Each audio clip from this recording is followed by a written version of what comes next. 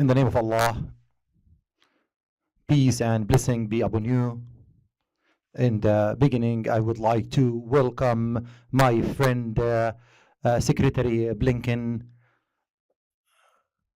And after our meeting today, which is a continuation for a series of discussion, an important dialogue that took place over the previous month after the war started in Gaza, and pathways to end that war and to prevent this war from expand in the region. And as you all know, we have also discussed the response that we have received from Hamas and the Palestinian fractions on the last proposal to stop the war and release the hostages, and of course in coordination with the other partner. And we would like to confirm that the state of Qatar and Egypt and the United States of America are committed in their partnership in order to find an ending to this war and a deal to exchange the hostages.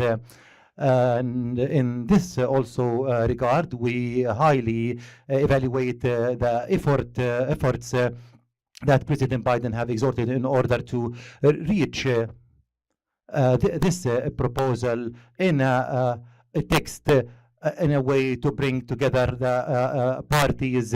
And as we have mentioned in many previous stops, that in such deal, both parties need to make some concession in order to reach a suitable arrangement and reach a deal. We in the state of Qatar, with our partners, committed to bridge the gap, to find a way to end the war as soon as possible. And we would like to send a message to everyone that every day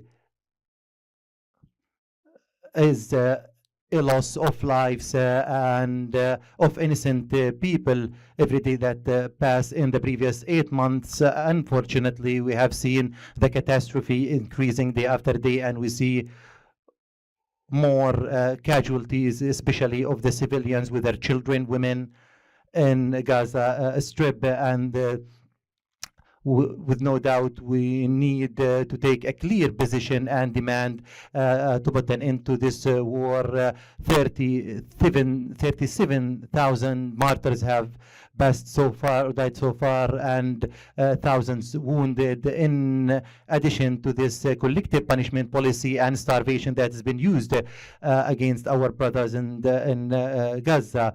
We are witnessing also a change in this conflict in the previous time, and there is a clear and firm call to put an end to this war.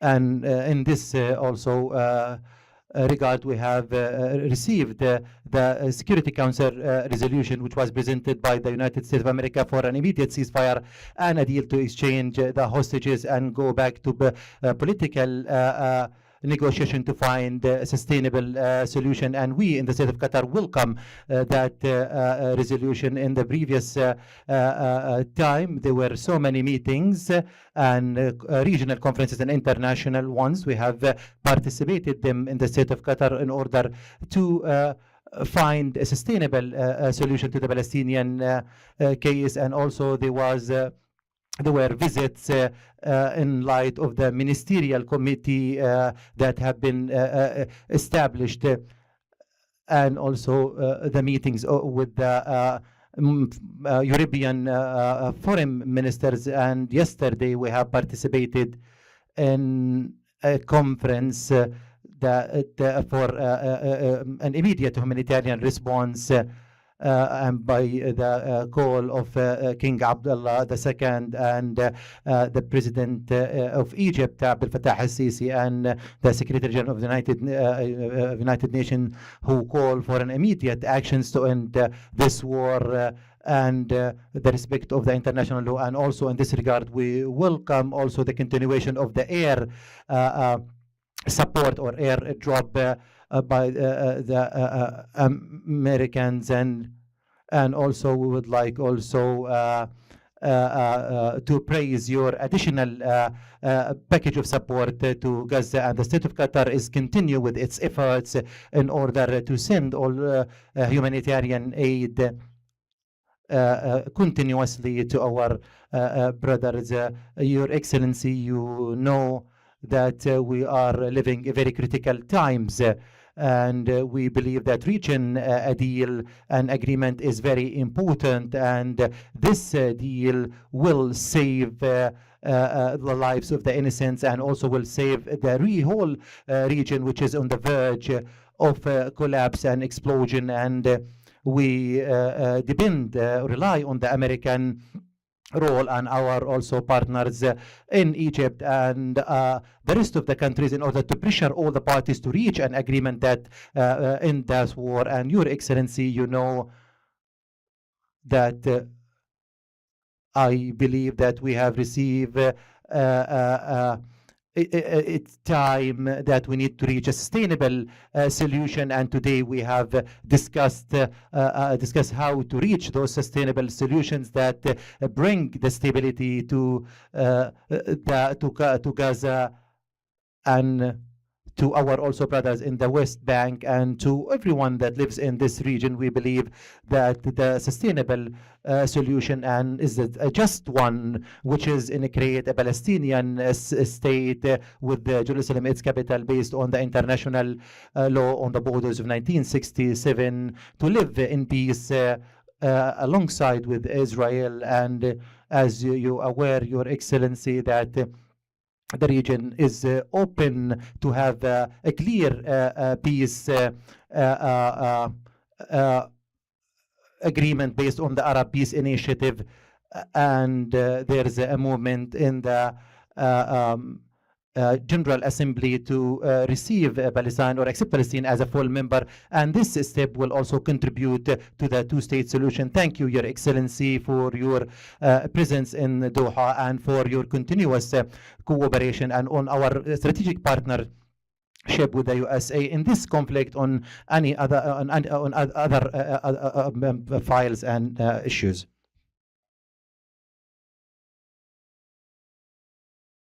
Well, first let me just say it's very good to be back here in Doha, and especially to be with my colleague and my friend, the Prime Minister.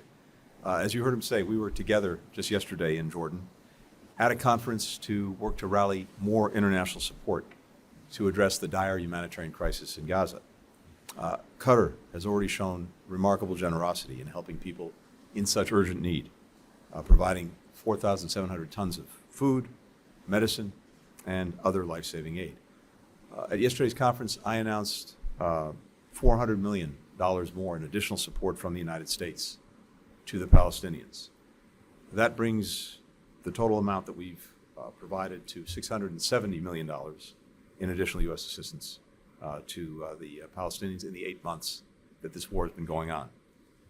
We've long been the leading provider of support to Palestinians, and we will continue to do everything we can to support them, particularly in this time of need.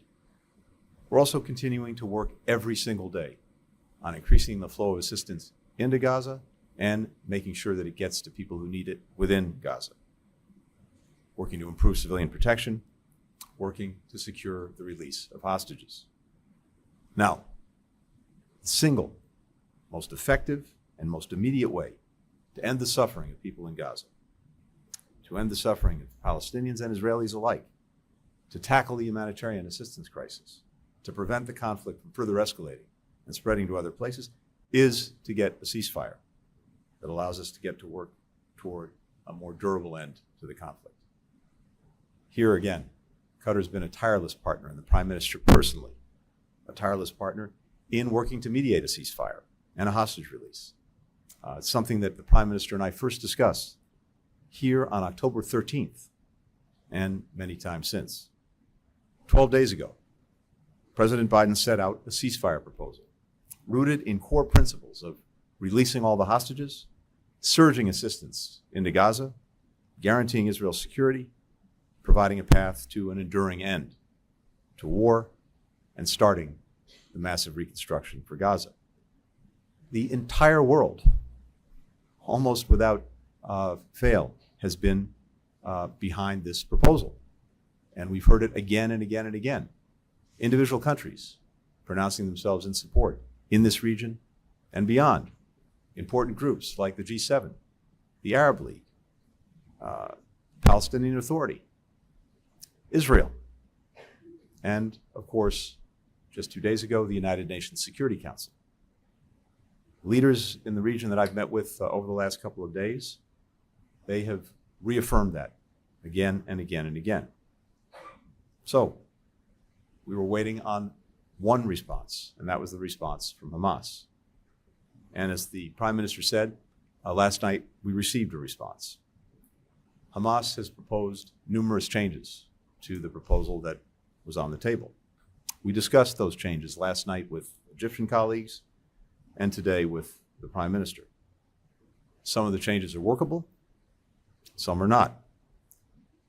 Here, in a nutshell, is where we stand. A deal was on the table that was virtually identical to the proposal that Hamas put forward on May the 6th.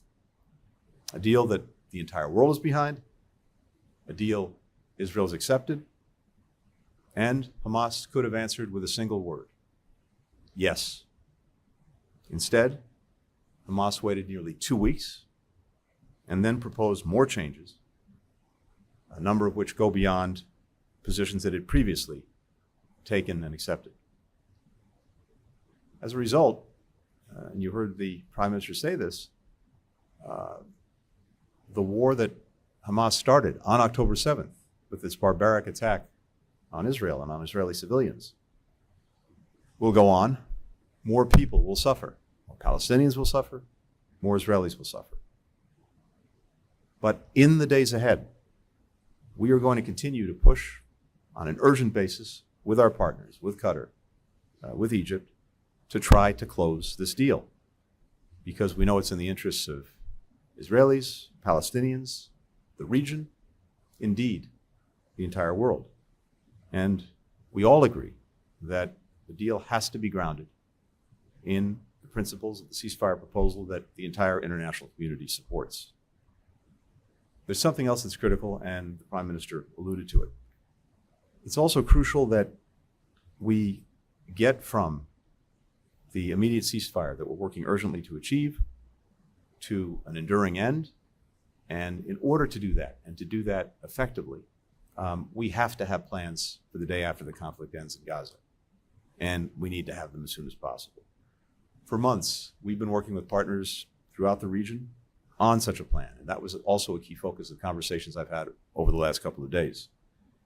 In the coming weeks, we will put forward proposals for key elements of a day after plan, including concrete ideas for how to manage governance, security, reconstruction. That plan is key to turning a ceasefire into an enduring end to the conflict, but also turning an end of war into a just and durable peace, and using that peace as a foundation for building a more integrated, a more stable, a more prosperous region. Over the course of what's now my 8th visit to the region since October 7th, everyone that I've engaged with has made clear that this is the path they want to pursue. Now, I can't speak for Hamas or answer for Hamas, and ultimately, it may not be the path that Hamas wants to pursue. But Hamas cannot and will not be allowed to decide the future for this region and its people.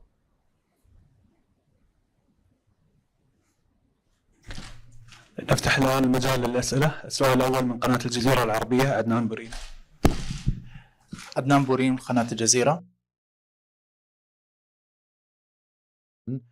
To Your Excellency, Prime Minister, regarding the response of Hamas on the proposal, are we talking about and take and give with the officials of Hamas, with the mediator, or the comment on the amendments will be for the Israeli to respond? And the other question for Secretary Blinken, which is about your eight visits to the region.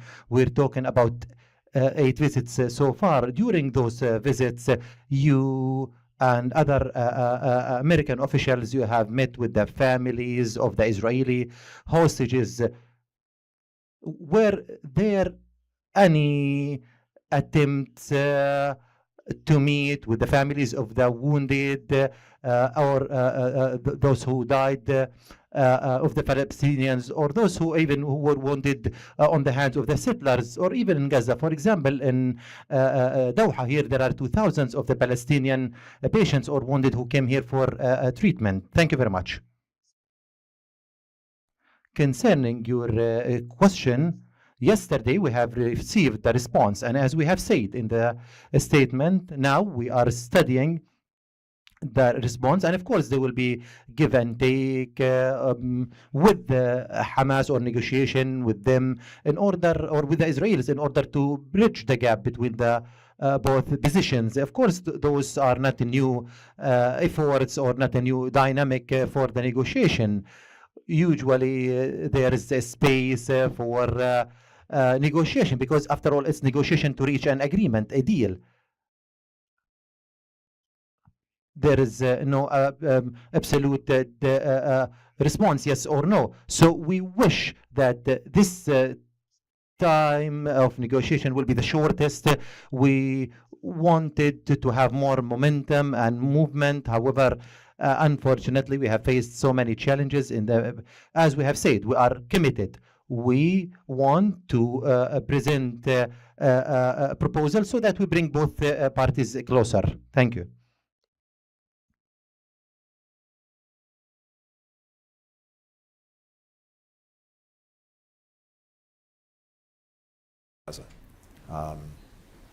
When I was in Jordan, I believe it was on my last trip to the region, it may have been the one before that, I met with a remarkable group of women who had managed to leave Gaza to get out, are now in Jordan, but have left family members behind, have lost family members, and I heard directly from them everything that they'd experienced and everything that their family members who remain in Gaza continue to experience.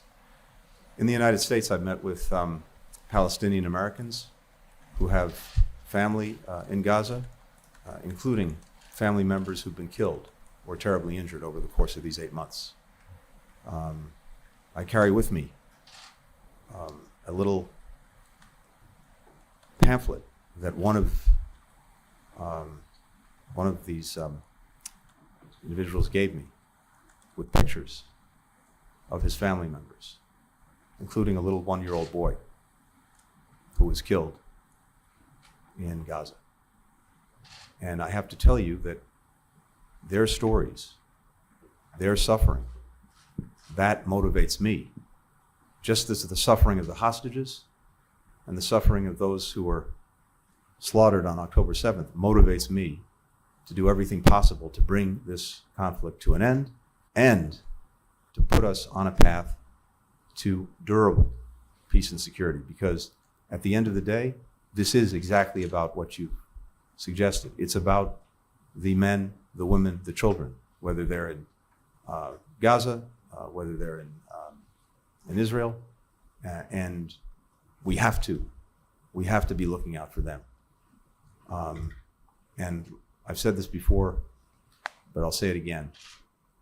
The biggest poison in our common well that we all have to drink from is dehumanization, the inability to see the humanity in someone else.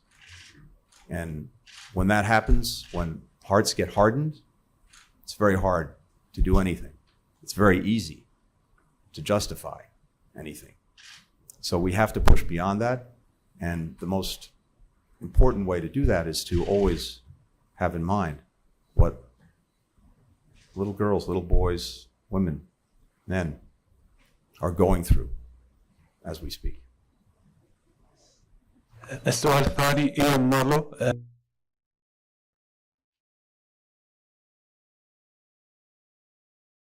for you, despite your intense efforts to pressure Hamas, they obviously don't seem to be accepting the deal as President Biden laid out, and the Israelis are characterizing this as a flat-out rejection.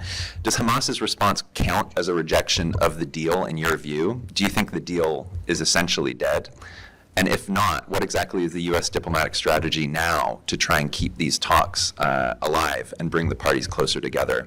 And secondly, the U.S. has put all the emphasis on pressuring Hamas, at least publicly. But do you think it might be time for the U.S. to put more pressure on Israel to move them closer towards accepting the permanent ceasefire that Hamas has asked for, even if that allows the group to survive in some form? And Prime Minister, even with the elaborate three-phase deal that's being created to try and bridge the divide between Israel and Hamas, we still seem to be stuck on the fundamental question of a temporary versus a permanent truce, which is effectively, will Israel allow Hamas to survive this? Do you think these negotiations can really be salvaged, and what is the risk to the region if these talks continue to fail? Thanks. Thanks, Ian. Look, as I said, based on what we saw last night, the response from Hamas, numerous changes proposed to the deal that was on the table and that the entire world has gotten behind, but some of those are workable changes. Some, as I said, are not.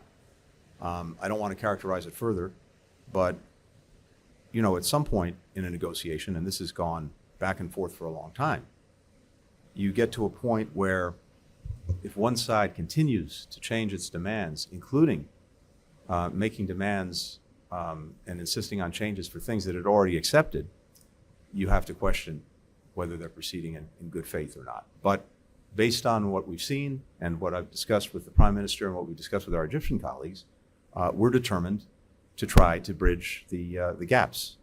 And I believe those gaps are bridgeable. Doesn't mean they will be bridged, because again, it ultimately depends on people saying yes. But here's the thing, and we both said it. The longer this goes on, and remember, Hamas had this for 12 days, and it's not as if the world stood still in those 12 days. People were suffering throughout those 12 days. The longer this goes on, the more people will suffer. And it's time for the haggling to stop and a ceasefire to start. It's as simple as that.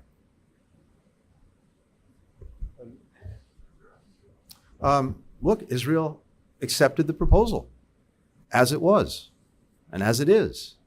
Hamas didn't. So I think it's pretty clear what needs to happen. And we're determined in the coming days to, again, try to work this.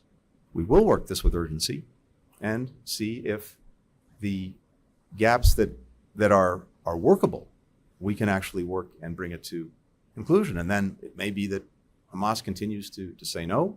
Well, I think it will be clear to everyone around the world that it's on them and that they will have made a choice to continue a war that they started. Regarding, I think, your question about how can we have this proposal to become a permanent ceasefire. This is an issue that we've been struggling with for a very long time, is how to ensure that we bridge the gap between those two fundamental differences between what Hamas wants as a permanent ceasefire and what Israel wants as a hostage release and maybe a plan to continue the war. I think what we have achieved in this structure is the best way to bridge those gaps and to merge both tracks. And I believe that having three countries, United States, Qatar, and Egypt, as guarantor for this process to ensure that these negotiations keeps going until we reach the permanent ceasefire is something significant that we are putting ourselves at stake. Of course, this is, as we mentioned many times, it's not an easy process. It's a very complex negotiations. We are negotiating, yes, to end the conflict that started on October 7th. I think that it has a lot of baggage that came with as well. And basically what we are trying to focus on is to achieve the result that's been created after October 7 right now, and thinking about the rest of the issue for once we have this deal in place. But as of all of us, we reiterate, this is having a deal and a ceasefire right now is a cornerstone for our way forward in the future. السؤال الثالث أسامة جافد الجزيرة الإنجليزية. Thank you. Salman bin Javed, Al Jazeera English. My question for Secretary Blinken, I just want to go back to the words that you used. You said the deal was on the table, and yet there are workable parts that you will be working towards. Which one is it? Was there a deal, or is there still a deal on the table? And as the UN Security Council and the United Nations at large remains the cornerstone for your policy towards finding a solution, today the latest UN investigation says Israel committed crimes against humanity, including extermination, is the words used. And Israel is already facing a genocide case at the ICJ, warrants for requests at the ICC. And last month you said there are no red lines for Israel. Is that still the case? And if there is, what will this mean for yourself and the US administration? My question for the Prime Minister, isn't the first time that we are actually came very close to a deal and then we seem to be moving away from it. You have said that there are two parties to this conflict, one that wants a negotiated solution and there's another one which wants to continue the war. Do you believe that is still the case? And if you still have hope that there can be a deal that can be salvaged, what gives you that hope? Thank you. Thank you. Look, as I said, we have a proposal that President Biden put forward 12 days ago. Israel accepted the proposal. The entire world got behind the proposal. Hamas came back and has now asked for changes to that proposal. And I'll repeat what I said. Some of the changes I think we believe are workable, but some are not. And so we'll have to see over the coming days whether the gaps that are there as a result of Hamas not accepting with a clear and simple yes proposal, whether they can be bridged or not. And as I said, I believe that they are bridgeable, but that doesn't mean they will be bridged, because ultimately Hamas has to decide. But I'll repeat again what I said before. The time for decision is now. The longer this goes on, the more people will suffer. And when it took 12 days just to get the response to the proposal that President Biden put forward, more suffering took place during those 12 days. The longer this continues, the greater the suffering will be. And I fully agree with the Prime Minister. The fastest, most effective way to get to not just an immediate ceasefire, but a durable one is through this proposal. So let's see if we can bridge the remaining gaps. But fundamentally, Hamas has to decide what it wants, and I can't speak for it. When it comes to the war and the conduct of the war in response to the attacks of October 7th, we look and continue to look very carefully at international humanitarian law, at laws of armed conflict, human rights, and we have a number of our own processes within the U.S. administration, including within my own department, to assess whether Israel or any other combatant in any other conflict is adhering to those. And as you know, we put out a report a few weeks ago that went through in some detail a number of incidents that have been raised, both in terms of the loss of life and killing of people, as well as the provision of humanitarian assistance. It's a very well documented report, and we continue to do the work to make our own assessments. I haven't seen the most recent, I think you said UN report that you referred to, but of course we'll look at that. Again, as I just said, we are determined and insist that Israel or any other country adhere to international humanitarian law, the laws of armed conflict, uphold human rights, does not commit gross violations of those rights, and that remains and will always remain our policy and the focus that we bring to it every day, including doing our own investigations of incidents that come up in the course of this war. And I think that I have answered partially your question regarding, trying to build a momentum to reach a deal. Of course, this is, it has been a very long process. It's frustrating a lot of times, and we have seen, the behavior from both parties, different occasions, being, counterproductive to the efforts. Right now, we are respecting our role as mediator. We are trying our best not to consider ourselves as, party of that conflict. What we are aiming for is one specific goal, is to end the war and to end the suffering of the people in Gaza, to get the hostages back, and then we think about the day after. That will remain our main focus. We are not going to give up on that mission as long as we see a role that we can play and we can contribute to save more lives. السؤال الرابع دفني سلديكس رويترز. Hi, thank you. Secretary Blinken, do you agree with Israel's assessment that Hamas rejected the deal? And what specific changes were proposed by Hamas? What specifically do you find workable and not workable? Can you confirm that Hamas wants written guarantees from the United States for a permanent ceasefire and the withdrawal of Israeli forces from the Gaza Strip in order to sign off on the proposal? And can you provide those guarantees? And then if I may, on Hezbollah, you've repeatedly said that achieving a ceasefire deal could help end the fighting between Hezbollah and Israel. Hezbollah today vowed to increase the intensity of its operations against Israel after the killing of a senior commander.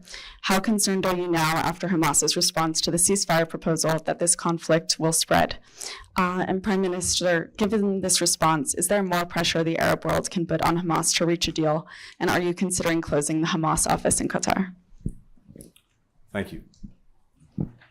So what we received last night, all of us, in terms of the response from Hamas, were changes that they sought and they seek in the proposal that President Biden put forward, that Israel and the entire world has accepted. So the question is whether any of those changes that they've sought, they seek, are workable, bridgeable, or not. And I'm not going to obviously characterize or describe what they're looking for. All I can tell you, having gone over this with our colleagues, is that we believe that some of the requested changes are workable and some are not. And so we have to see on an urgent basis over the course of the coming days whether those gaps are bridgeable, in a way that upholds the agreement, the proposal that President Biden puts on the table. Because again, this is not about changing fundamentals. It's about seeing if we can bridge the gaps that have been exposed by Hamas's response. And I can't tell you right now whether we'll succeed. I believe it's doable.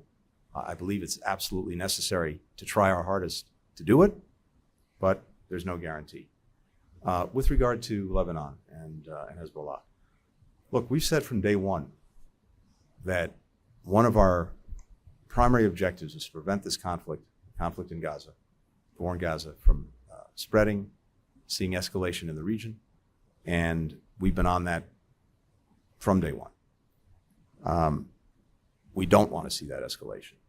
And I think it's also safe to say that actually no one is looking to start a war or to have escalation. And I think it's also true that most involved believe that there can and should be, ideally, a diplomatic resolution to the differences that could spark conflict. And in particular, a resolution that leads to the necessary conditions for people to be able to return to their homes and believe that they can live safely and securely in their own homes. There are about 60,000 Israelis who've had to leave their homes in northern Israel because of the rocket attacks and the threat from Hezbollah. They have to be able to go home. There are people in southern Lebanon who've also had to leave their homes.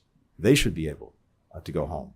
So what I've heard from everyone concerned and others who are working on this for everyone concerned is there's a strong preference for a diplomatic solution. Now, there's no doubt in my mind that the best way also to empower a diplomatic solution to the north, Lebanon, is a resolution of the conflict in Gaza, getting the ceasefire.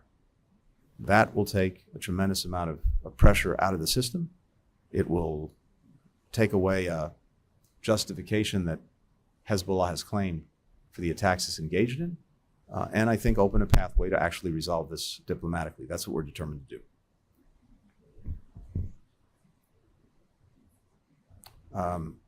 The proposal speaks for itself.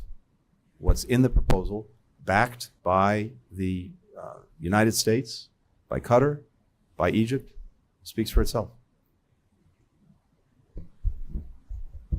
Just briefly on your question, I think that, look, if we are talking about pressure needed to be on both parties. And we have seen that basically whether it's on Hamas or on Israel, but like for another example was 6th of May, after that Rafah invasion happened. And then also we have seen a lot of contradicting statements from different Israeli officials. That also requires a lot of pressure on them as well as the other party. We believe as a mediator, we try our best to respect our role, to bridge the gaps and not to make judgments on one party over another. And our biggest concern is that it's taking too long to bridge these gaps. We need to get this to an end as soon as possible. That's what will remain our focus. Our focus is to put an end for this war, which took, I think it's the longest war that happened in Palestine. And this is something that no one can tolerate. The region cannot tolerate more instability. Regarding your question about Hamas office, we've been repeatedly mentioning this. Hamas office establishment in Doha being for a reason. This reason is for keeping the communication channel, and until now this reason is valid, and we are using this as a communication channel. Our interest as a country is to see peace and stability in the region. It doesn't mean that we are endorsing one party over another. Our policy is very clear in supporting the Palestinian people and their rights. But at the end of the day, we are a state, we are not a political party. Thank you. شكرا معاليك وشكرا لوزير الخارجية الأمريكي. وبهذا State Secretary, by this we conclude this press conference for today.